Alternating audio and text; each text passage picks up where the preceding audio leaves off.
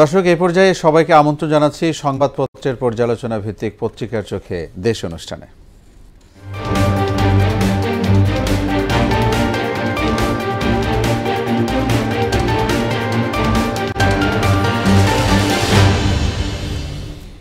দেশের শীর্ষ দৈনিকগুলোর প্রধান প্রধান শিরোনাম নিয়ে পত্রিকার চোখে দেশ অনুষ্ঠানে আজকে আমাদের স্টুডিওতে অতিথি হিসেবে উপস্থিত আছেন মোহনা টেলিভিশনের senior news presenter Mahmud Hossain. Mahmud Hossain, আপনাকে স্বাগত জানাচ্ছি। ধন্যবাদ। আপনাকেও ধন্যবাদ।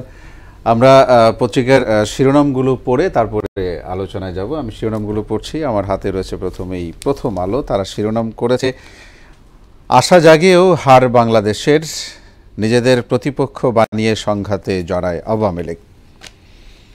দৈনিক ইত্তেফাক শিরোনাম করেছে, দেশের অর্থনীতি এখন ভঙ্গুর অস্থিতিশীল, শেখ হাসিনা মোদি বৈঠকে সম্পর্ক আরও দৃঢ় করার আশাবাদ, এমপি আজিম হত্যায় গ্রেফতার হতে পারেন অনেকেই, স্বরাষ্ট্রমন্ত্রী বলেছেন।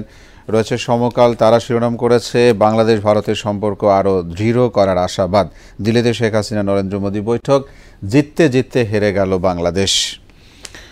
রয়েছে বাংলাদেশ প্রতিদিন শিরোনাম, কি কথা মোদি সোনিয়ার সঙ্গে, চিকিৎসার নামে চলছে ব্যবসা।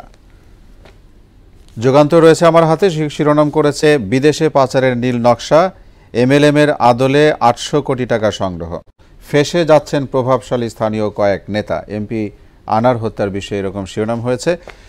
দেশ রূপান্তর শিরোনাম করেছে, লকডাউনে সমান আপ্যায়ন ব্যয়, খেলাপি ঋণ নতুন বিজনেস মডেল, ৪ রানের হারে ফের হৃদয় ভাঙার গল্প।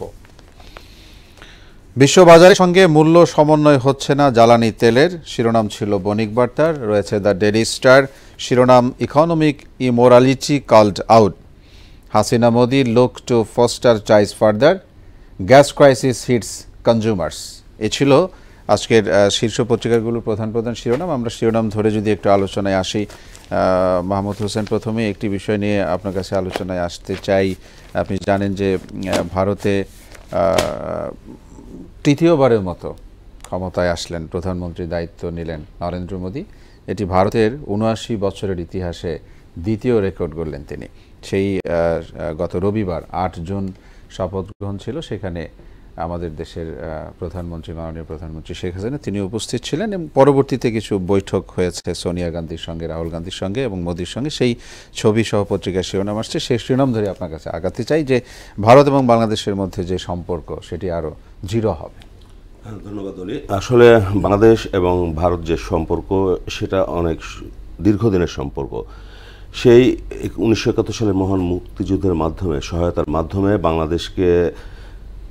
মাধ্যমে যে বন্ধুত্বের সূচনা হয়েছিল, সেই সূচনার সম্পর্ক কিন্তু এখনও আরও সুদৃঢ়। সময় যত গড়াচ্ছে বন্ধুত্বের সম্পর্কটা আরও দৃঢ় হচ্ছে। দেখতে দেখতে ৫২টা বছর পেরিয়ে গেছে এবং বলা হয় যে বন্ধুত্ব শুরু এবং সময়ের একটা ফ্যাক্টর থাকে, যেখানে সময়ের সাথে সাথে বন্ধুত্বের সম্পর্ক দৃঢ় হয়। এর আগে ২০১৪তে নরেন্দ্র মোদী সরকার গঠন করেন, দেন ২০১৯ সালে সরকার গঠন করেন। সে সময় বাংলাদেশ থেকে প্রধানমন্ত্রী আমন্ত্রিত ছিলেন তার শপথ অনুষ্ঠানে। সেই বন্ধুত্বের ধারাবাহিকতাতেই আবার আমন্ত্রিত হয়েছে। এবং আমরা যদি দেখি যে প্রধানমন্ত্রী শুধু নরেন্দ্র মোদীর শপথ অনুষ্ঠানেই যাননি, উনি শপথ অনুষ্ঠানের একদিন আগে ভারতে গেছেন, সেখানে অবস্থান করেছেন। দেন শপথ নেওয়ার মোদী সরকারের শপথ নেওয়ার অনুষ্ঠানের পর উনি বিভিন্ন রাজনৈতিক নেতাদের সাথে দেখা করেছিলেন। কংগ্রেস নেতা সোনিয়া গান্ধী, দেন হচ্ছে প্রিয়াঙ্কা গান্ধী, রাহুল গান্ধী। তো এই সম্পর্কগুলোর ক্ষেত্রে বন্ধন এতটাই দৃঢ় যে বাংলাদেশ ভারতের যে প্রতিবেশী রাষ্ট্র এবং বন্ধুপ্রতিম দেশ, সেই কারণে এটা সম্ভব হয়েছে। এবং উনি শুধু কংগ্রেস নেতা বা বিজেপি নেতাদের সাথেই দেখা করেননি, উনি গেছেন এলকে আদভানির সাথেও তার বাসভবনে। আদভানি হচ্ছেন যে ভারতের প্রবীণতম একজন রাজনীতিক এবং বিজেপি আজ যে অবস্থানে দাঁড়িয়ে আছে তার যদি আমরা চিন্তা করি যে শুরুটা বা প্রথম স্টেপটা, সেটা কিন্তু এই আদভানির হাত ধরেই। বলা যায় যে দক্ষিণ এশিয়ার রাজনীতিতে আদভানির একটা গুরুত্বপূর্ণ ভূমিকা আছে। আর বাংলাদেশের ৩৬টা জেলার সাথে ভারতের সীমানা, সুতরাং যে সমস্যা আছে বা যে সম্ভাবনা আছে সেটা কিন্তু অনেক বেশি। আমরা এরই মধ্যে হয়তো অনেক কিছু পেয়েছি, অনেক কিছু পাইনি। না পাওয়ার মধ্যে যেগুলো আছে, যেমন গঙ্গার পানি, এখনও আমরা শুষ্ক মৌসুমে গঙ্গার পানি ওইভাবে পাচ্ছি না, যার ফলে আমাদের অনেক কিছু ব্যাহত হচ্ছে। বারবার এগুলো নিয়ে আলোচনা হয়, হয়তো একটা পর্যায়ে সমাধান হবে। দেন আছে 3 বিঘা করিডোর, তারপরে সীমান্তে হত্যা, এইসব আসলে একটা সমস্যা দেখা যায় যে আমরা রেখেছি, বা পাশাপাশি অন্য একটা সমস্যা আসে, সেটা সমাধান হয়, কিন্তু এই সম্পর্কগুলো বিভিন্ন আলোচনা বা ওয়ালটন ফ্রিজ কিনে অনেকের মতো আপনিও হয়ে যেতে পারেন মিলেনিয়াল। সেরা পণ্যের সেরা অফার। বন্ধুত্ব আরো দৃঢ় অবস্থানের মাধ্যমে এগুলো সমাধান হওয়া সম্ভব, সেটি আমরা প্রত্যাশা করি এবং আমাদের দেশের জনগণও সেটি প্রত্যাশা সেটা করে। শুধু আমাদের দেশের জনগণও না, ভারত সরকার বা তাদের জনগণও করে, কারণ বাংলাদেশের প্রতি ভারতের একটা অন্যরকম সহমর্মিতা আছে। আর পাশাপাশি আমরা দেখেছি যে এই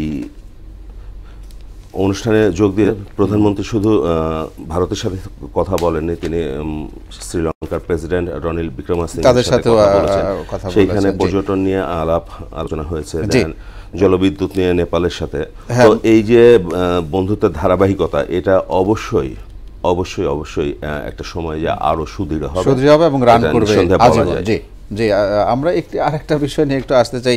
গতকালকে আপনি জানেন যে খেলায় মানে জিততে জিততে হেরে গেল বাংলাদেশ, অর্থাৎ শেষ বলে আর 2 বল আছে, 6 রান দরকার, তাসকিন শেষ পর্যন্ত 1 বল নিলেন। একটু যদি বলতেন।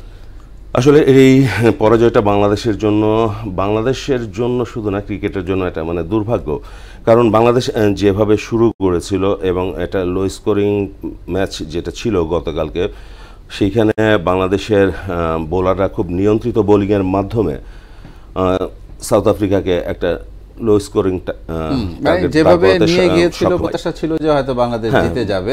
একদম শেষের দিকে এসে যেটা হলো যে কোটি কোটি মানে হৃদয় ভেঙেছে কোটি কোটি ভক্তদের, দেশে এবং বিদেশে যেখানে। একদম ঠিক, মানে কোটি কোটি ভক্ত এই প্রত্যাশাতে ছিল যে এই 114 রান বাংলাদেশের জন্য টপকে যাওয়া কোনো ব্যাপার না, এবং শুরুটা হয়তো ওইভাবে করতে পারেনি টপ অর্ডার ব্যাটসম্যানগুলো, ঠিক রান পান নাই। সাকিব, সেন, আপনাকে অনেক ধন্যবাদ। সেটাই, আজকে আর যেতে পারছি না, সময় সংকীর্ণ। ধন্যবাদ।